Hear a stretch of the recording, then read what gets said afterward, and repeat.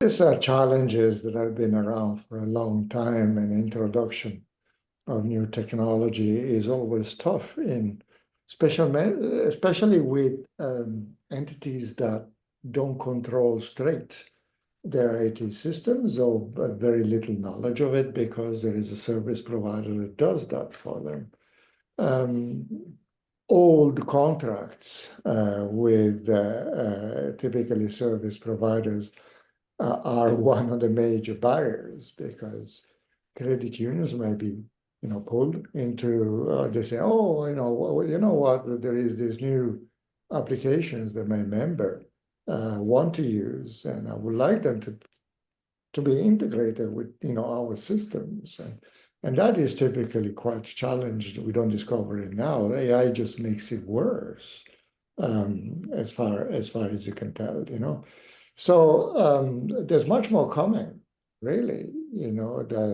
The banking industry is being transformed, and that goes from the big banks to the smaller ones, and to the credit unions. It's a very slow transformation, but it's happening.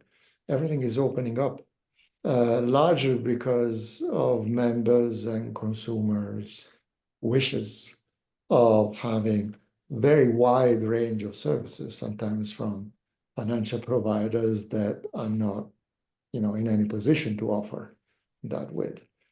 So that's really what I see, and it matches extremely well what Megan has just said. George, what are your thoughts? I got a lot of thoughts. So I think that so a couple of things. I mean, I think that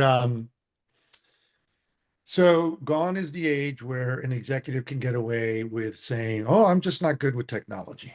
Right? Like like that's just it's unacceptable. Like no good, right? Um, the one of the things that you learn when you get to the C-suite is that you, along with your line of business, you have to start understanding the finances of the organization, right? That's just expected. And if you don't, your tenure is going to be very short.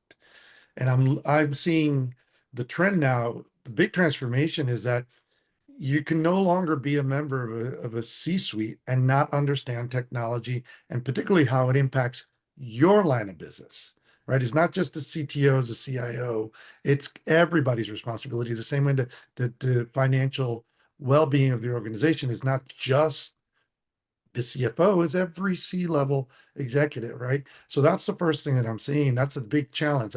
Part of the challenge is so many people were lazy for the last 20, 30 years in learning about technology that now there's a big rush to try and learn it. And the people that are exceeding and the people that are doing well, organizations that are doing well, the ones that understand how to ask the right questions. That's number one.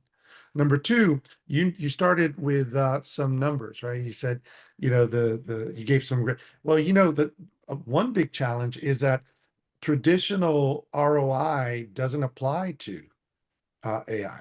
I would argue that while that 70% number is a number and it's quantifiable, there are so many other value added that in that one example is probably being missed because we don't know how to capture it. So that in and of itself is a challenge. Like, how do I? And I'll give a quick example. Is the challenge if Megan told me, George, I need you to roll out AI for my call center. Okay, I roll it out. And the objective is we got 7 minutes. Our average call is 7 minutes. We need to cut it down to 3 minutes. Should that be the objective? Because here's what I would argue. I would argue if we could bring it down to 7 minutes, we already know that our members are willing to give us 7 minutes, right? So if we bring it down to 3 minutes, there could be an argument that the value proposition is what do we do with that extra 4 minutes? They're giving us 7 minutes. Can we get more information from them? Can we provide better service for them? Can we provide more targeted service for them in those 7 minutes? So is the objective really to cut down the call time? Because arguing is efficiency. Or is the objective to, they're giving us 7 minutes, let's get them a result early on to their question, and let's capitalize on the fact that they're willing to spend that time with us. I mean, that those are some, so it's the challenges is we have to start rethinking everything as we're approaching these tools, and not be stuck, because I would argue that if you're stuck only on efficiencies and ROIs, you're missing the big picture, and somebody's going to get there before you. So told you I had a Great lot. advice. Zoom out and think different.